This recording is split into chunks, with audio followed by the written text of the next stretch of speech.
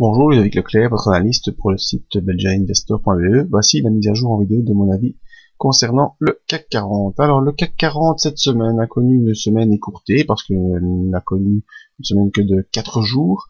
Alors, 4 jours, pourquoi? Parce que, comme vous le savez, le vendredi saint, il n'y avait pas de séance de trading et heureusement, diront certains, parce que ces 4 jours, on a connu une forte accélération baissière. À partir de lundi, alors qu'on a ouvert en gap haussier après la décision sur les banques chypriotes qui semble être une bonne décision, et on a fait une forte séance de baisse où on a perdu à peu près plus de 1%, hein, 1% 12 exactement, et on est revenu sur le bas de ce range hebdomadaire, en tout cas le range qui tient depuis fin d'année dernière, avec un petit rebond le mardi immédiatement pour rester dans le range.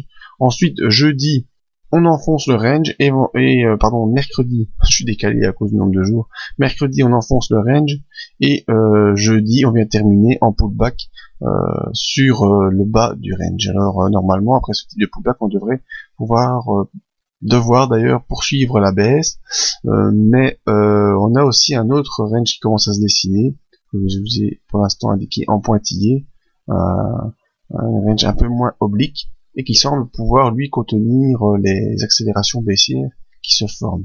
Alors, accélération baissière, celle-ci n'est pas vraiment une forte accélération baissière, en témoignent déjà les bandes de Bollinger qui sont horizontales, qui sont parallèles plutôt, et qui ne sont pas en explosion de volatilité, donc il n'y a pas vraiment de panique dans cette consolidation. Quand vous regardez, elle n'est pas plus importante que la consolidation qu'on a connue début du mois de février, hein, c'est un peu le même genre de consolidation, et pas vraiment de panique. Voyons nos indicateurs. Alors le MACD dans cette phase, mais forcément étant en baisse, il est sous son signal qui est toujours baissier, donc le MACD n'est pas du tout en phase de redressement, la consolidation devrait se poursuivre selon le MACD.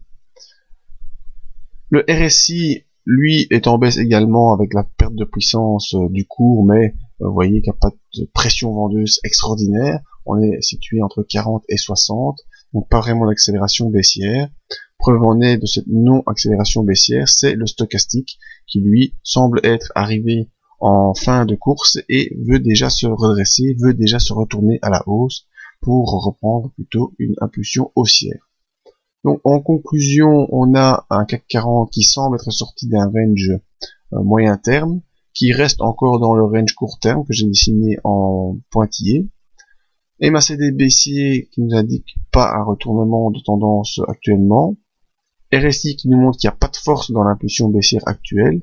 Et le stochastique qui lui voudrait déjà se retourner pour donner une impulsion haussière.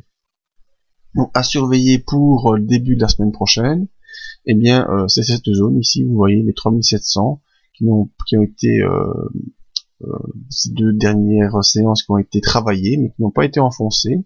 Tant qu'on reste au-dessus des 3700 au support de la bande de Bollinger 3684, on peut retourner en impulsion haussière. Alors première zone de résistance, ce sera 3787, qui a déjà été une zone travaillée ici la semaine précédente et qui a déjà fait office de résistance, comme vous voyez.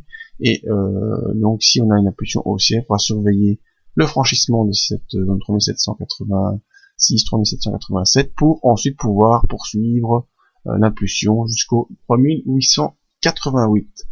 Donc voilà, c'était mon avis sur le CAC 40. Vous pouvez nous rejoindre sur le site belgiainvestor.be, tout nouveau site mis en ligne ce 9 mars, juste avant les vacances de Pâques, et venir voir tous les nouveaux services et les anciens qui sont toujours présents. Merci à tous et à bientôt.